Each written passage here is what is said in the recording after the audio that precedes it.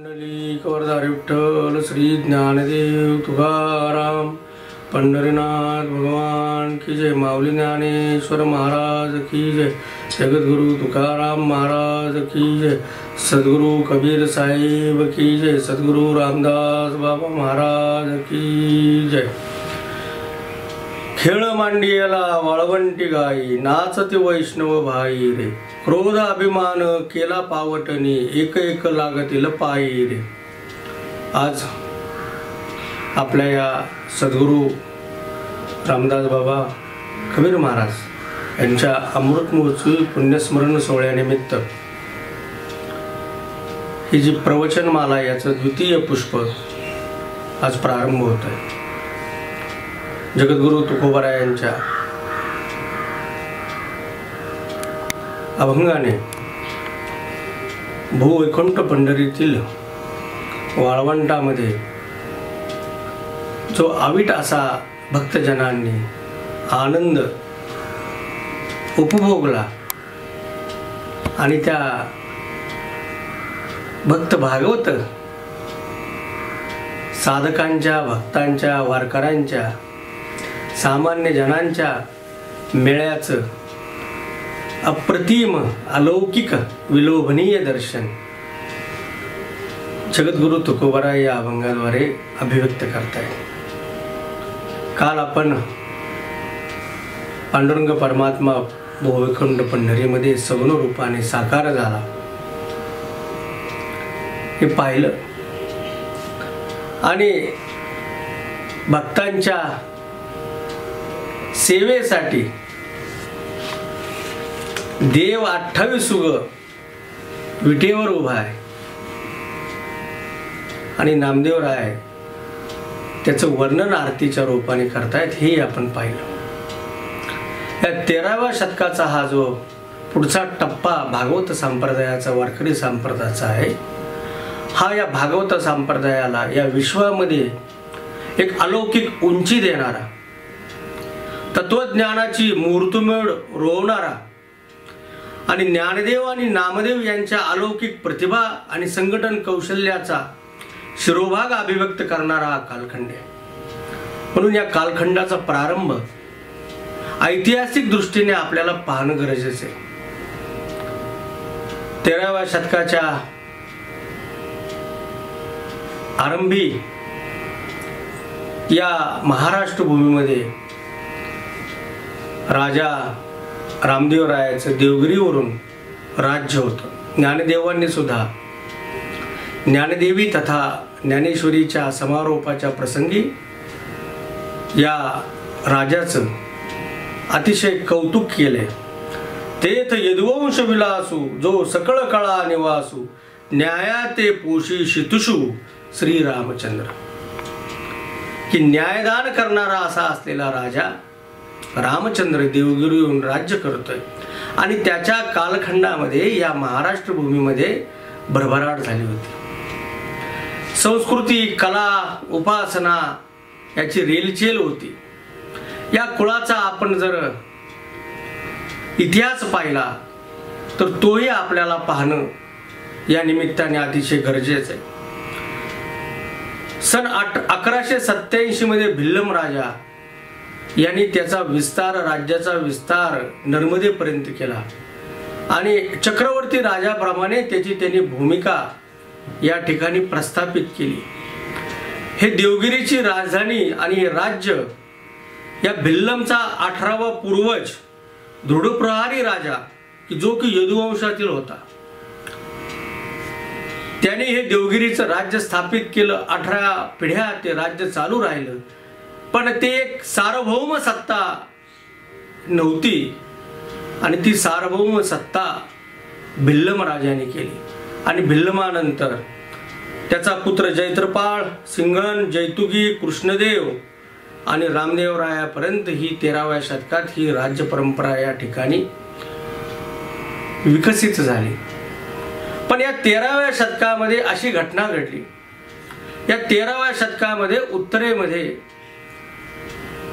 परकीयांचं, मुघलांचं राज्य त्या ठिकाणी प्रस्थापित झालं होतं।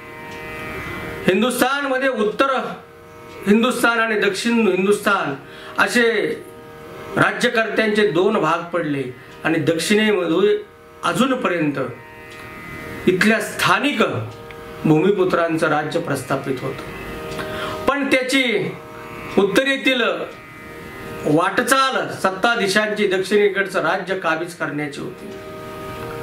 ज्ञानदेव आणि नामदेव निवृत्तीनाथांसहित ही ज्यावेळेस तीर्थावळीला उत्तर भारतामध्ये गेली त्यावेळेस त्यांना या गोष्टीची प्रकर्षाने जाणीव झाली. आपण असं म्हणू शकत नाही की ते फक्त तीर्थाटन करायला गेले. तीर्थाटन या शब्दाचाच अर्थ आहे समाजाचं निरीक्षण असतं, समाजाच्या चालीरीती पाहिल्या जातात आणि त्या अनुषंगाने ज्या ज्या भूमिका योग्य अयोग्य ज्या समाजाला अभिप्रेत असतात त्या अभिप्रेत भूमिका हे असे युगपुरुष, पुरुषार्थवादी सत्पुरुष आणि संत त्याचं सतत चिंतन आणि मनन करून त्याची भूमिका समाजाच्या उत्कर्षाच्या प्रवृत्ती अभिव्यक्त करत असतात. म्हणून हा काळ आपल्याला आणि त्या काळाचं जे गांभीर्य सत्ता पलट या देशामध्ये होत गेला ते आपल्याला पाहायला पाहिजे. त्याशिवाय आपल्याला वारकरी संत परंपरेचं जे अलौकिक कार्य हिंदुस्थानामध्ये उभं राहिलं आणि सर्व मानवजातीचा कल्याणाचा मूलमंत्र ज्ञानदेव आणि नामदेवांनी संघटन कौशल्याच्या माध्यमात जो निर्माण केला हा हजारो वर्ष असाच आबादित राहणारे त्याची मूर्तमेढ त्यांनी कशा पद्धतीने रोवली या बीजामध्येच त्यांच्या कार्याचा विस्तार, त्यांचं क्रांतिदर्श साहित्य आणि त्यांचं समाजाप्रती असलेलं अंतःकरणातलं वात्सल्य, करुणा, दया आणि प्रेम हे आपल्याला अनुभवायला येतं. म्हणून ही शृंखला मी प्रारंभ करत असताना नामदेव महाराजांचं वर्णन, नामदेवांचे सत्शिष्य आणि रामदेवांच्या हृदयामध्ये पांडुरंगानंतर ज्यांचं स्थान होतं असे चोखोबारायांच्या अभंगाने प्रारंभ करतो. चोखोबाराय नामदेवांचं वर्णन करताना सांगताय की माझा धन्य धन्य नामदेवा केला उपकार जीवा, माझा निरासिला भेव दाखविला पंढरीराव, मंत्र सांगितला सोपा निवारिले भवतापा, माझी कृपेची माऊली चोखा मने पाना घाली. धन्य धन्य नामदेव माझा निरसिला भेव, विठ्ठल मंत्र त्रिअक्षरी खून सांगितले निर्धारी, ठेवून या माथा हात दिले माझे मजईत, दावेले तारू चोखा म्हणे माझा गुरु. हे अलौकिक वर्णन चोखोबारायांनी अप्रतिम पद्धतीने आपल्या सद्गुरूची कृपा, सद्गुरूची उपासना या ठिकाणी अभिव्यक्ती केली. आणि वस्तुतः ही जी भूमिका आहे वारकरी संप्रदायाची 18 पगड जातीला एकत्र घेऊन या संतांनी हा मेळा उपस्थित केला. त्याचं कारण असं तत्कालीन परिस्थितीमध्ये समाज व्यवस्थेचं निरीक्षण आणि उत्तर हिंदुस्थानामध्ये परकीयांच्या आक्रमणामध्ये या हिंदुस्थानामधील स्वकीय हिंदू आणि बौद्ध राजांमध्ये सामर्थ्य तेवढं विशाल होतं की परकीयांचं आक्रमण थोपून त्यांना पराजित करण्याचं, पण समाज या वर्णव्यवस्थेच्या निमित्ताने एकसंध झालेला नव्हता.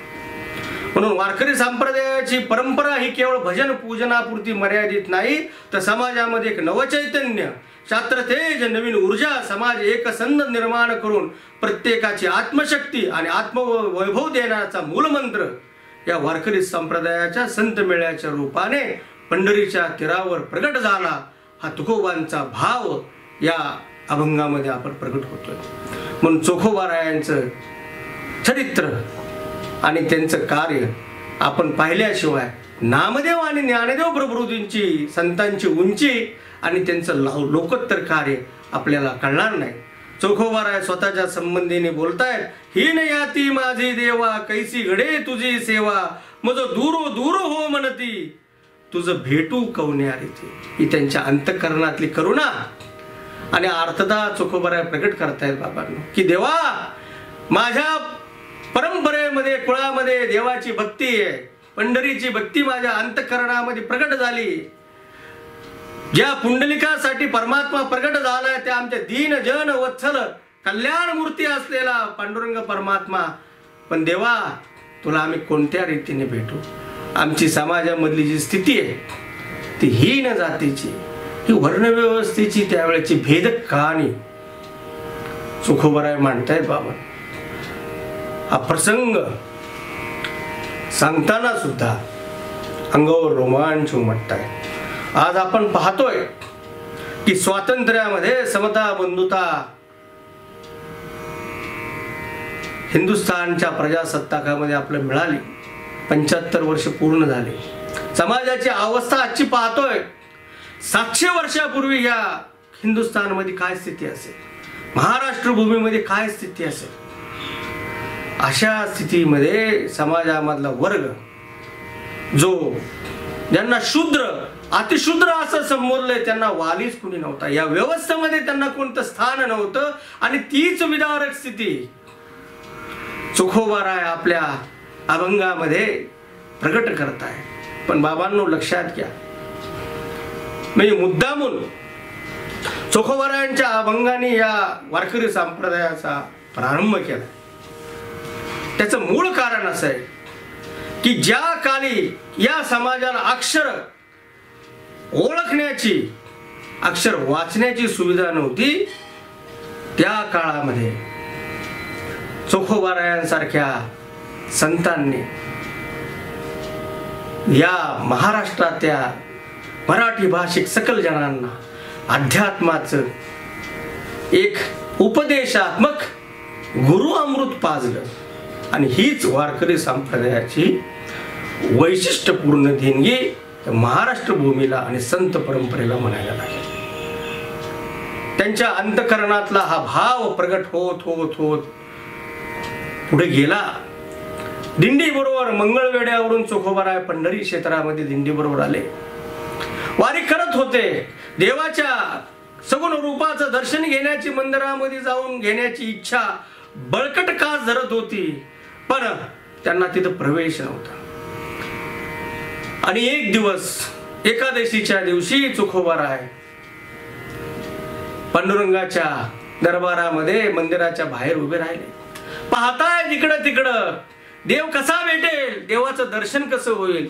आणि त्यांची नजर वाळवंटाकडे गेली. वाळवंटामध्ये कीर्तन चालू होतं. मंडळी कीर्तन ऐकत होती आणि चोखोबा तडक वाळवंटामध्ये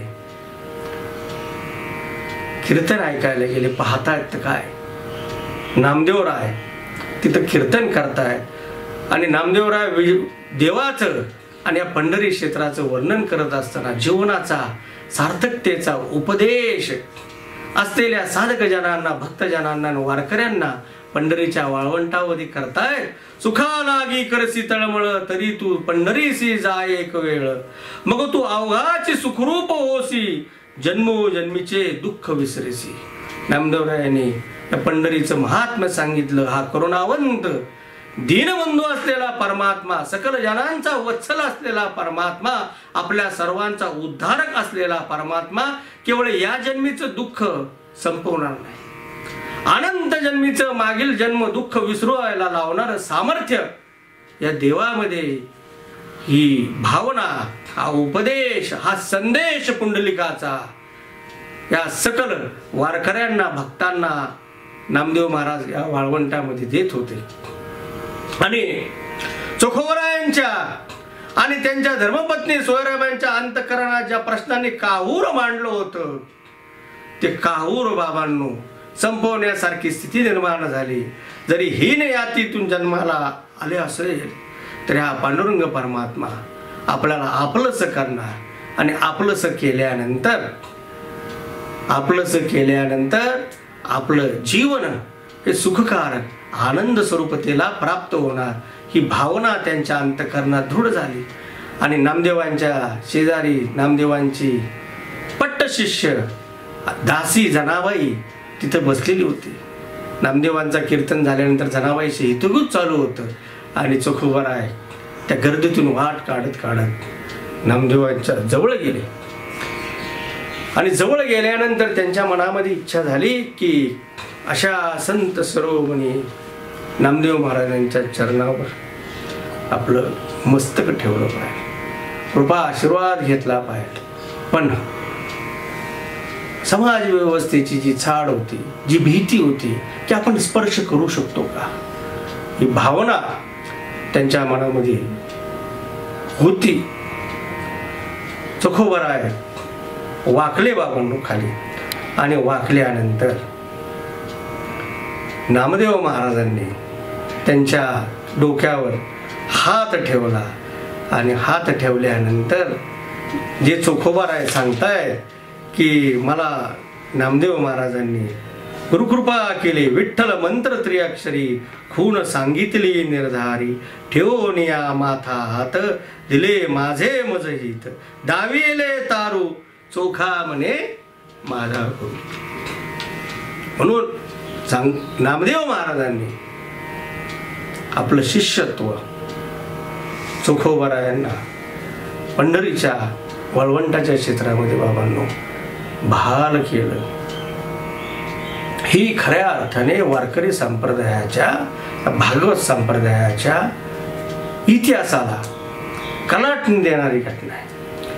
आणि या घटनेच्या पुढे जाऊन नामदेवांचं आणि चोखोबरायांचं एवढं सख्य झालं की नामदेव महाराज म्हणताय की चोखा माझा जीव, चोखा माझा भाव, कुळधर्म देव चोखा माझा.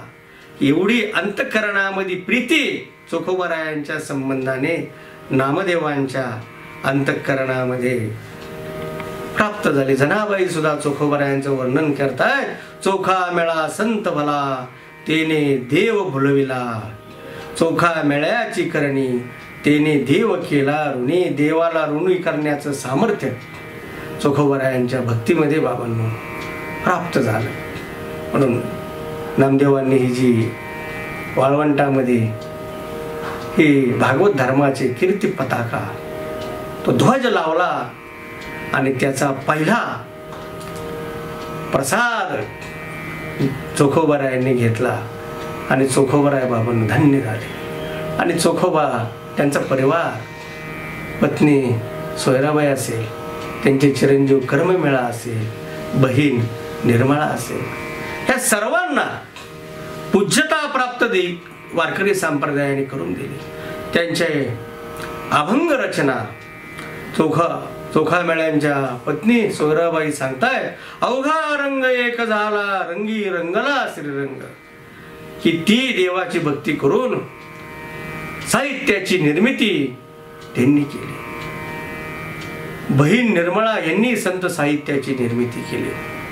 आणि चोखोबांच्या गाथ्याची, अभंग रचनेची, गाथ्याची पारायण आजही 700 वर्षानंतर वारकरी संप्रदाय करतोय. मला या ठिकाणी एका विलक्षण गोष्टीचं एक महत्त्व या ठिकाणी आधुनिक भारतामध्ये विशद करणं गरजेचं वाटतं की अशा पद्धतीने की आपल्याकडे मुद्रण प्रणाली ब्रिटिशांनंतर आली. सवर्ण वर्ण व्यवस्थेमध्ये व्यवस्था नाकारलेल्या परिवारामध्ये चोखामेळा जन्माला आले. त्यांना संतत्व, पूज्यत्व नामदेवरायांच्या गुरुकृपेने प्राप्त झालं. पण त्यांची अभंग रचना आजही 700 वर्षानंतर वारकरी वारकऱ्याच्या प्रत्येक घरामध्ये आहे. आणि जेवढ्या गौरवाने ज्ञानदेवांचं वाङ्मय तो वाचतोय, जेवढ्या गौरवाने नामदेवांचं वाङ्मय वाचतोय, जेवढ्या गौरवाने नाथबाबांचं वाङ्मय वाचतोय, जेवढ्या गौरवाने कबीर साहेबांचं वाङ्मय वाचतोय, जेवढ्या गौरवाने जगद्गुरु तुकोबांचं वाङ्मय वाचतोय, तेवढ्याच गौरवाने आणि अंतःकरणातल्या प्रीतीने चोखोबरायांचं वाङ्मय वाचतोय. हीच खऱ्या अर्थाने वारकरी संप्रदायाची, भागवत संप्रदायाची पताका आजही 21व्या शतकामध्ये डौला आणि फडकती. हीच या संप्रदायाची पावती आहे. म्हणून चोखोबरायांच्या जीवनाचा समारोप आपण पाहणं फार गरजेचं आहे. हा वैभवशाली, गौरवशाली संप्रदायाच्या शिखराचा एक परिपाक म्हणून आपण त्याच्याकडे पाहू शकतो. चोखोबरायांचा अंत मंगळवेढ्यामध्ये झाला आणि अशी एक पारंपरिक कथा वारकऱ्यांमध्ये प्रचलित आहे की त्यांची हाडं सुद्धा नंतर विठ्ठल विठ्ठल म्हणून नामघोष करत होती. नामदेव महाराजांनी ती हाडं अस्थी त्यांच्या मंगळवेढ्याहून आणल्या आणि ज्या प्रांगणामध्ये देवाची भक्ती उपासना उभं राहून पांडुरंगाची केली, त्या पंढरीश पांडुरंगाच्या पंढरपूरच्या मंदिराच्या पायरीमध्ये त्यांच्या अस्थी पुरल्या आणि चोखोबांच्या अस्थींचं स्मारक म्हणजे चोखोबांचं स्मारक आजही पंढरपूरला गेल्यानंतर त्यांच्या महाद्वारात आहे. ही मुद्दामून संत नामदेवांनी केलेली घटना आणि या चळवळीच्या एकरूपतेची, समाज मनाच्या एकरूपतेची साक्ष देणारी घटना आजही त्या ठिकाणी आहे. म्हणून गेलेला भक्त जशी नामदेवांच्या समाधीचं दर्शन, पायरीचं दर्शन घेतोय, तसं चोखोबांच्या अस्थि स्मृतीचं, चोखोबांना वंदन करतोय आणि त्याच्यानंतर मंदिरामध्ये प्रवेश करतोय. बाबांनो, ही घटना एक वारकरी संप्रदायाच्या इतिहासातील एक अलौकिक अशी घटना आपल्याला सर्वांना ज्ञात आहे. आणि म्हणून नामदेवांच्या या वाळवंटामधील सर्व वैष्णव भागवत धर्मीयांना एकत्र केलेला हा जो प्रसंग तुकोबा वर्णन करतायत. आणि या परिवारामध्ये नामदेव महाराजांच्या त्यांच्या पत्नी असतील, त्यांची मुलं असतील, सुना असतील, 14 सदस्य नामदेवांच्या परिवारामध्ये होते. तेही सुद्धा वर्णाने, जातीने शिंपी समाजाचे होते. नरसी त्यांचं मूळ गाव आणि पंढरी क्षेत्रामध्ये त्यांचे वाडवडील आले आणि देवाचा बालपणापासून त्यांना भक्तीचा जो ओढा होता त्यांच्या परिवारामध्ये, कुळामध्ये, तोच ओढा त्यांनी त्या ठिकाणी जमला, अंतःकरणामध्ये त्यांच्या रुजला. आणि त्यांच्या सान्निध्यात असलेली सर्व मंडळी त्यांच्या उपदेश अमृतामुळे ती देवाच्या सेवेमध्ये रममान झाली आणि कवित्वाची, अभंग रचनेची स्फूर्ती नामदेवांकडून त्यांच्या परिवाराला आणि 15वी सदस्य त्यांची दासी जनाबाई हिला सुद्धा संतत्वाची, कवित्वाची, अभंग रचनेची स्फूर्ती नामदेव महाराजांकडून प्राप्त झाली. म्हणून पंढरी क्षेत्राचं वर्णन एवढं मोठ्या पद्धतीने नामदेव महाराज करतात. अभिमाने लोक जाती वाराणसी, आमुची मिरास पंढरी, नामा मने आम्हा दिनाचे माहेर, धन्य पंढरपूर गीती गाता. या पंढरी क्षेत्राचं महिमान दीनबंधू परमात्मा आहे आणि हा परमात्मा जो आहे तो न सापडणारा कुणाला परमात्मा आम्हाला सापडला आहे. आणि त्याच्या नामस्मरणाचं वैशिष्ट्य या भागवत संप्रदायामध्ये सांगताना नामदेव महाराज सांगतात की ब्रह्मज्ञाने वेन मोक्ष आहे भूती, वाचेसी म्हणती विठ्ठल नाम, भक्ती विन मोक्ष नवे हा सिद्धांत, वेद बोले हात उभारुनी. नामदेव महाराज सांगतात अहो मोक्ष पाहिजे, जो ब्रह्मज्ञानाने प्राप्त होणारा मोक्ष आहे तो या विठ्ठल नामाच्या मंत्राने तो मोक्ष आम्हाला प्राप्त होतो आणि भक्तीशिवाय मोक्ष नाही, हा वेदाने सांगितलेला सिद्धांत. म्हणून भक्ती प्रामाण्य पहिल्यांदा त्यांनी सांगितली आणि त्याचाच स्वीकार त्यांच्या मांदियाळीमधील या सर्व मंडळींनी केला. आणि म्हणून जनाबाईचं वैशिष्ट्य त्यांच्या पत्नी कुटुंबाबरोबर सर्वात महत्वाचं मला एक गोष्ट प्रकर्षाने वाटते की दासी असणारी, घरातली सर्व कामं करणारी त्यांची शिष्य ही जनाबाई. आणि जनाबाईंचं संतांच्या संबंधी असलेलं फार अंतःकरणामध्ये नामदेवांच्या सततच्या चिंतनामुळे एक संतांच्या प्रती असलेला आदर जनाबाई वर्णन करतात. संतांच्या चरणी लोळेन दासी जनी, की संतांना तुकोबांच्या भाषेत सांगायचं झालं तर श्री संताच्या माथा चरणावरी साष्टांग करी दंडवत. साष्टांग लोळेन शब्दाचा अर्थ दंडवत पहा, की भूमीला सर्वांगाने त्या संतांच्या चरणाला वंदन केलं पाहिजे. ही भूमिका संत जनाबाईंची. म्हणून चोखोबाराय जसे एक आदर्श वारकरी संप्रदायाच्या उज्ज्वल परंपरेचे पाईक वाटताय, तशी संत जनाबाई सुद्धा या परंपरेची एक पाईक आहे पहा. म्हणून स्त्रीला अधिकार नाही हे म्हणणं सोपं आहे, द्या हे म्हणणं त्यावरूनही कठीण आहे. पण प्रत्यक्ष त्या स्त्रीला संतत्वाचा, गुरुपदेशाचा, कवित्वाचा, अभंग रचनेचा अधिकार देणं हे महादुर्धर काम ज्ञानदेव संत आणि संत नामदेव प्रभृतींनी या पंढरपूरच्या वाळवंटामध्ये केलं. ही सुद्धा एक मोठी अलौकिक घटना या पंढरपूरच्या वाळवंटामधील 13व्या शतकातील. म्हणून जनाबाई सांगते की मी देवाची उपासना केली आणि एवढं देवाची समीप झाले की भगवान परमात्मा त्या जनाबाईची सर्व कामं करू लागली. पा झाड लोट करी जनी केर भरी चक्रपाणी. जनाबाई सांगतायत की मी झाडू मारते घरात नामदेव महाराजांच्या, पण केर भरायला साक्षात चक्रपाणी परमात्मा उपस्थित राहतोय. पाटी घेऊन डोईवरी नेऊन या टाकी दुरी. म्हणजे झाडायचं काम जनाबाई करतायत आणि केर उचलून केर टाकायचं हे तर सगळ्यात शेवटचं कर्म. भगवान परमात्मा सायभूत होऊन दासी जनाबाई नव्हे तर संत जनाबाईंना कळतायत. आणि म्हणून या संतांचं जे चित्रण आहे, या संत मेळ्याचं भगवान परमात्म्या संबंधीचं जे विवेचन आहे, विश्लेषण आहे, त्यांनी विठ्ठलाला लोकदेव केलं. पहा हा एक मंदिरामधला पाषाणाची मूर्तीतला भगवान न ठेवता, ईश्वर न ठेवता, त्यांनी समाजामधला प्रत्येकाच्या अंतःकरणात असलेला परमेश्वर त्यांनी जागृत केला आणि विठ्ठलाला पंढरीच्या वाळवंटामध्ये लोकदेवाचं स्थान करून लोकदेव म्हणून निर्माण केलं.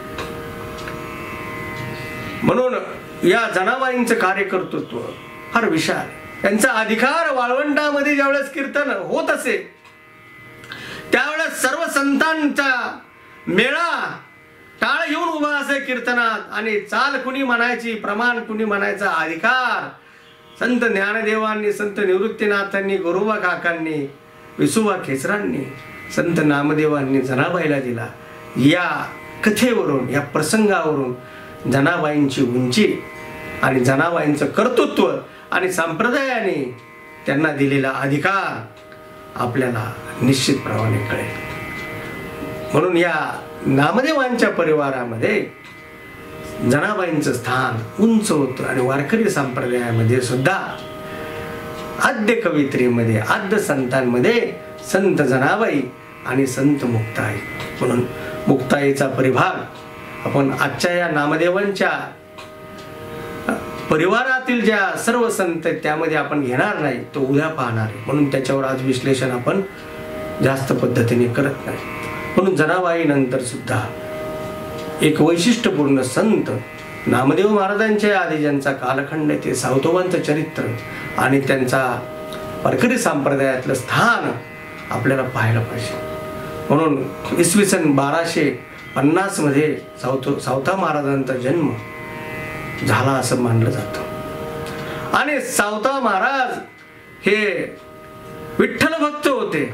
बालपणापासून वाड वडिलांपासून विठ्ठलाची भक्ती त्यांच्या अंतःकरणात होती. आणि ही अंतःकरणात असलेली भक्ती नामदेव महाराज त्यांचं वर्णन करताना फार गोड वर्णन करतात. सावता सागर प्रेमाचे आगर घेतला अवतार माळिया घरी. पूर्वीच्या काळी आडनावाची पद्धत जी होती जातीनिहाय आडनाव संबोधत होतो. म्हणून सावता माळी हे नामाविधान त्यांचं त्या काळी होतं. म्हणून माळ्यांच्या जातीमध्ये, वंशामध्ये सावतोबांचा जन्म झाला. पण त्यांच्या अंतःकरणामध्ये भगवान परमात्म्याचं जे प्रेम होतं ते प्रकट झालं आणि जनता जनार्दनाच्या संबंधामध्ये त्यांच्याकडे प्रेम होतं. पण सर्वात महत्वाचा सावता महाराजांच्या जीवनचरित्राचा भाग असा आहे की जीवनामधलं कर्म टाकून परमात्मा भेटू शकत नाही. प्रपंच टाकून ईश्वराकडे गेल्यानंतर प्रपंचाकडे दुर्लक्ष झालं तर परमात्मा भेटेल याची खात्री नाही. तर प्रपंच करत परमार्थ साधला जातो आणि देव आपलासा केला जातो आणि तोच भाव सावतोबांनी आपल्या अभंग रचनेमध्ये मांडलाय. कांदा बोळा भाजी अवघी विठाबाई माझी, लसूण मिरची कोथिंबरी अवघा झाला माझा हरी. शेतामध्ये जे सावतोबा काम करत होते त्या कामामधून त्यांना परमात्म्याची प्राप्ती झाली, दर्शन झालं. सावतोबा पुढे जाऊन सांगतात, आमुची माळी याची जात, शेत लावू बागायत, सावताने केला मळा, विठ्ठल दिखेला डोळा, स्वकर्मात व्हावे रत, मोक्ष मिळे हातवात. म्हणून स्वकर्म सोडून परमेश्वर पाहायला जाऊ नका. म्हणून एक पारंपरिक कथा की भगवान परमात्मा सावता महाराजांना त्यांच्या शेतामध्ये येऊन देवाने दर्शन दिलं, ही वारकरी संप्रदायामध्ये एक प्रचलित कथा आहे. म्हणून वारकरी संत परंपरेमध्ये या संतांनी ईश्वराची भक्ती, समाज जागरण हे जे केलं ते त्या त्या जागेवर राहून केलं. कर्म टाकून केलं नाही, संसार सोडून केलं नाही, तर संसारामध्ये भक्तीची अभिरुची निर्माण केली, प्रपंचामध्ये विठ्ठल नामाची अभिरुची निर्माण केली आणि त्या विठ्ठल नामाचं, त्या भक्तीचं संस्करण, जगाला दुःखरूप वाटणारा जो संस्कार आहे त्या संस्कारामध्ये त्या विठ्ठल नाम मंत्राचा संस्कार करून त्याला पवित्र केलं. संस्काराला, कर्माला पवित्र केलं आणि ते पवित्र झालेलं कर्म केवळ आणि केवळ सुख आणि आनंद देत, याची प्रचिती संतांना आली. म्हणून संतांनी आसनी शयनी सदा हरीचे चिंतन हा भाव मांडला की सदोदित ईश्वराचं नामस्मरण करा, पण कर्म सोडू नका, स्वकर्मात व्हावे रत, मोक्ष मिळे हातोहात. सावता महाराज हा उपदेश तुम्हा आम्हाला देतायत. खऱ्या अर्थाने ही भूमिका आणि भावना वारकरी संतांची, 18 पगड जातीतल्या संतांची तुमच्या आमच्यासाठी की कर्म टाकू नका. म्हणून जो आक्षेप काही मधल्या काळामध्ये इतिहास संशोधकांनी वारकरी संप्रदायावर मांडलाय की वारकरी संतांनी भजन पूजन केलं आणि कर्माच्या संबंधाने, उपासनेच्या केवळ संबंधाने नव्हे तर कर्म आणि समाज जागरणाच्या संदर्भाने कार्य त्यांच्याकडून घडलं का नाही, असा काही इतिहासकारांचा 19व्या आणि 20व्या शतकामध्ये जो प्रश्न उपस्थित आहे. आपण जर हे संत चरित्र त्यांचं पाहिलं, त्यांच्या अभंग रचना पाहिली, समाजाचं जागरण पाहिलं. मी तर वारकरी चळवळी फक्त उपासनेची, भक्तीची, भजनाची चळवळ नाही बाबा, हे एक समाज जागरणाची लोक चळवळ आहे आणि केवळ एका समाजापुरती सीमित मर्यादित अशी चळवळ नाही, तर सर्व समाजाला यारे यारे लहान थोर याती भलते नारी नर, इथं कुणालाही प्रतिबंध केला नाही, तर प्रत्येकाला या ठिकाणी बोलवलं आणि केवळ बोलवलं नाही तर त्यांना आपलंस केलं. आपलंस करून या 18 पगड जातीतल्या सर्व संतांना गुरुपद दिलं. हे सर्वात महत्वाची गोष्ट आहे. उपदेशाची भूमिका दिली आणि आज वारकरी संप्रदायाचा पाईक असलेला तो कोणत्याही जातीचा असू द्या, की ब्राह्मण समाजातील जरी व्यक्ती असेल जातीने, तरी सुद्धा तो चोखोबांचे अभंग वाचतोय, त्या अभंगाची पूजा करतोय, त्यांचं चिंतन करतोय, पारायण करतोय, चोखोबांचा पुण्यतिथी उत्सव साजरा करतोय. खऱ्या अर्थाने ही क्रांती वारकरी संप्रदायाच्या रूपाने झाली. म्हणून या नामदेव आणि प्रभू संत नामदेव आणि प्रभूजींच्या समकालीन असलेले पंढरपूर क्षेत्री असं म्हटलं जातं की जोगा परमानंद नावाचे एक सत्पुरुष होऊन गेले, तेही नामदेवांच्या सहवासामध्ये संतत्वाला प्राप्त झाले. आणि परिसा भागवत हे सुद्धा पंढरपूरला होते. अनु माझी राम रेणू माझी राम, तृणकाष्टी राम वर्ततसे. म्हणजे जगामध्ये सर्वत्र भगवान परमात्मा रामरूपाने प्रगट झाला. जो अंतरातला राम आहे, आत्मरूपी राम आहे, तोच जगतामध्ये जनार्दनाच्या स्वरूपामध्ये विश्वव्यापकत्वाच्या रूपाने राम प्रगट झालाय. ही भावना परिसा भागवत अभिव्यक्त करणार. म्हणून संतांची अक्षर बाबा ही प्रचितीची अक्षर आहे. ही केवळ काव्य नाही, ही केवळ कल्पना नाही, आलेली अनुभूती, अंतरंगात प्राप्त झालेलं ईश्वराचं दर्शन आणि त्या दर्शनाचा परिपोष त्यांनी अक्षर वाङ्मयामधून, आपल्या अभंगामधून, काव्य रचनेमधून जगताला मांडला. की तुम्ही त्यांच्या पावलावर जर पाऊल टाकलं तर तो प्रसाद तर ती कृपा आणि ती प्रचिती आपल्याला निश्चितपणाने प्राप्त होईल. म्हणूनच संतांनी अभंग रचनेचं हे कार्य जे ते कार्य त्यांनी या वारकरी संप्रदायाच्या उत्थानाच्या संबंधाने, जगताच्या उत्थानाच्या संबंधाने हे कार्य केलं. दुसरे एक महत्वाचे संत की पूर्वाश्रमी शैव संप्रदायात शिवभक्त असलेले संत नरहरी सोनार, त्यांनाही शिवाने हरिहरा नाही भेद नाही नका करू वाद, तुकोबांचा फार गोड अभंग याच प्रसंगावर आहे. संत नरहरी सोनारांच्या प्रसंगावर तुकोबांनी हा अभंग, मला तर असं वाटतंय त्या प्रसंगाला अनुरूप तुकोबांनी ही रचना केली असावी. या आदिशिवाने पांडुरंग परमात्मा याच्यामध्ये भेद नाही म्हणून नरहरी सोनार ज्यावेळेस अशी कथा प्रचलित आहे की पांडुरंग परमात्म्याला सोन्याचा पट्टा, कमरेचा पट्टा तयार करायला गेले तर त्यांनी सांगितलं मी दर्शन घेणार नाही. डोळ्याला पट्टी बांधली आणि पट्टी बांधल्यानंतर त्यांना त्या मूर्तीमध्ये सावळ्यास परब्रह्मामध्ये भगवान आदिशंकराचं दर्शन झालं आणि त्यांना प्रचिती झाली की जगामध्ये परमात्मा एकच आहे. परमात्म्याचे रूप आपण मानव कल्पनेने विविध समजतोय, पण भगवान परमात्मा एकच आहे आणि तो परमात्मा या जगतामध्ये विनटलेला आहे. सृष्टीच्या रूपाने, निसर्गाच्या रूपाने सर्व ईश्वर सर्वव्यापी सर्वात्मक आहे याची प्रचिती नरहरी सोनारांना. म्हणून नरहरी सोनारांनी अभंग रचना केली. नरहरी सोनार हरीचा दास, भजन करी रात्रंदिवस.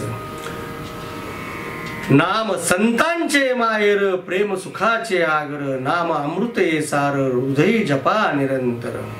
म्हणून ही नामदेवांपासून प्रभृतींपासून प्रारंभ झालेली पंढरीच्या वाळवंटामधली ही भक्त भागवतांची ही जी परंपरा आहे, ती परंपरा या सर्व संतांनी, त्यांना गुरुप्रसाद नामदेवांचा सहवास लागला, गुरुप्रसाद प्राप्त झाला आणि 18 पगड जातीचे मानव संत रूपाला प्राप्त झाले आणि जगताला उपदेश करण्याचं सामर्थ्य त्यांच्या अंगी बांधलं. ही वारकरी संप्रदायाची त्यांना मिळालेली देणगी आणि समाजाला प्राप्त झालेला हा मोठा ठेवा आहे असं म्हणलं तर वावगं होणार नाही. म्हणून तुकोबा या चळवळीचं, या वारकरी संप्रदायाचं पंढरीच्या वाळवंटावर जे वर्णन करतायत, खेळ मांडियला वाळवंटी गाई, नाचती वैष्णव भाई रे, क्रोधाभिमान गेला पावटणी, एक एका लागी पायी रे, एकमेकाच्या पाया पडणं हे वारकरी संप्रदायाचं ब्रीद आहे. अहंकार नष्टतेचं सामर्थ्य, विनम्रता ही ईश्वराच्या समीप जाण्याचं पहिलं पाऊल आहे बाबा. देवाच्या समीप जाण्यासाठी पहिल्यांदा आपल्याला काय करायला लागेल तर आपल्या अंतःकरणातला अहंकार नष्ट केला पाहिजे. म्हणून विनम्रता अंगी बांधण्यासाठी ही पहिली शिकवण आहे. पंढरीच्या वाळवंटामध्ये दिलेली पहिली शिकवण काय, एक एका लागतील पायी रे.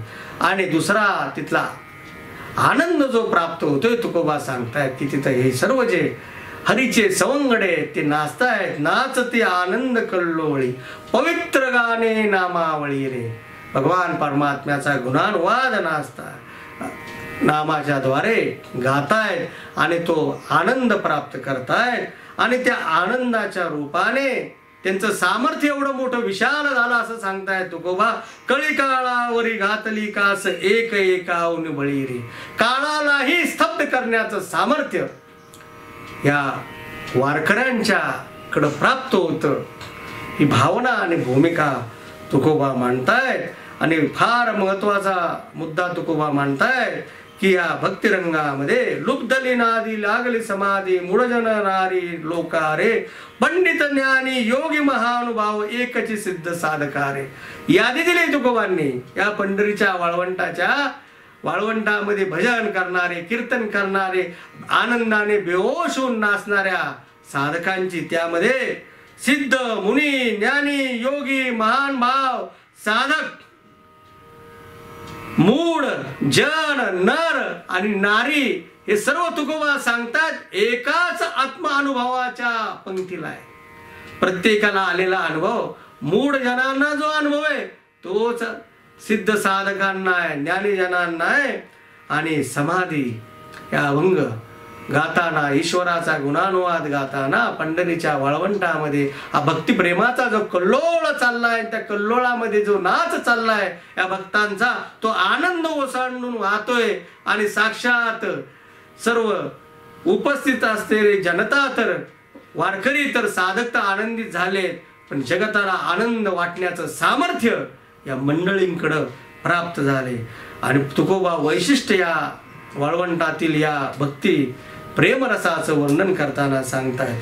वर्ण अभिमान विसरली याती, एक एक लोटांगण जाती रे. हा फार मोठा सर्वोत्कृष्ट भाव तुकोबांनी अभिव्यक्ती केलाय की वर्ण याती, मी कुठल्या वर्णाचा आहे, मी कुठल्या जातीचा आहे, हा अहंभाव प्रत्येकाचा नष्ट झाला. आणि प्रत्येकाच्या पायाला स्पर्श करण्याचं एक घटना म्हणायला लागेल ही या ठिकाणची, की जो नियम या वारकरी संतांनी पंढरीच्या वाळवंटामध्ये दिला आणि त्याद्वारे अहंकार निवृत्त झाला. तुकोबा सांगतात, निर्मळ चित्ते झाले नवनीते, पाषाण पाझर फुटती रे. अंतःकरणातील ते चित्त आहे ते निर्मळ झालं, म्हणजे नवनीत शब्दाचा अर्थ लोण्याप्रमाणे निर्मळ चित्त झालं. आणि पाषाणालाही पाझर फुटेल, स्राव फुटेल असा भक्तिप्रेमाचा रस तिथं प्रत्येकाच्या हृदयामध्ये ओसंडून वाहत होता. होतो जय जयकार गरजता अंबर, मातले वैष्णव वीर रे. तुका म्हणे सोपी केली पायवाट, तरावया भवसागर रे. ही सोपी पायवाट आहे. सोपी शब्दाचा अर्थ बाबांनो खात्रीशीर. तुम्हाला चालायला सोपी, तिचं आचरण करायला सोपी आहे, पण त्याच्यामध्ये निश्चित खात्री आहे की खात्रीने तुम्ही हा भवसागर, दुःखरूप असणारा, प्रतितीला येणारा संसार समुद्र, हा भवसागर तुम्ही तरुण जाणार आणि जीवनामध्ये आनंदाची प्राप्ती करून देणार. आणि तो आनंद एकट्यासाठी नसून जगताला आनंद वाटण्याचं सामर्थ्य आपल्याला प्राप्त होणार. ही नामदेव महाराज, संत नामदेव महाराज प्रभृतीने वाळवंटामध्ये पंढरीच्या केलेली ही कार्याची उभारणी आणि ही पताका भागवत संप्रदायाची त्यांनी उभी केली. आणि नामदेवांच्या समकालीन संतांनी त्या भागवत धर्माची स्थापनेमधला मोठा सहभाग आपण आज पाहिला. याचा पुढचा टप्पा नामदेव महाराजांच्या समकालीन असलेल्या संतांबरोबर त्यांचे हृदयाचे जिव्हार असणारे आणि भागवत धर्माचे, तत्वज्ञानाचे खऱ्या अर्थाने संस्थापक संत ज्ञानदेव आणि त्यांच्या मांदियाळींचा विचार आणि त्यांचं जीवनदर्शन आपण उद्याच्या प्रवचनाच्या पुष्पामध्ये पाहणार आहोत. आजची सेवा याच ठिकाणी आपण ज्ञानदेवांच्या, नामदेवांच्या, संत कबीरांच्या, संत तुकोबांच्या, संत नाथबाबांच्या चरणी समर्पित करू आणि वाणीला विराम देऊ. कुंडलिक वरदा विठ्ठल श्री ज्ञानदेव तुकाराम पंढरीनाथ भगवान की जय. माऊली ज्ञानेश्वर महाराज की जय. जगद्गुरु तुकाराम महाराज की जय. सद्गुरु कबीर साहेब की जय. सद्गुरु रामदास बाबा महाराज की जय. कोष्टी महाराज हे यूट्यूब चॅनल आजच सबस्क्राईब करा. बेल आयकॉनवर क्लिक करा. शुद्ध सांप्रदायिक चाली, कीर्तन, प्रवचन, कथा, पारायण असे वारकरी संप्रदायाशी संबंधित व्हिडिओ पहा. आपणही पहा आणि इतरांनाही आग्रहपूर्वक सांगा.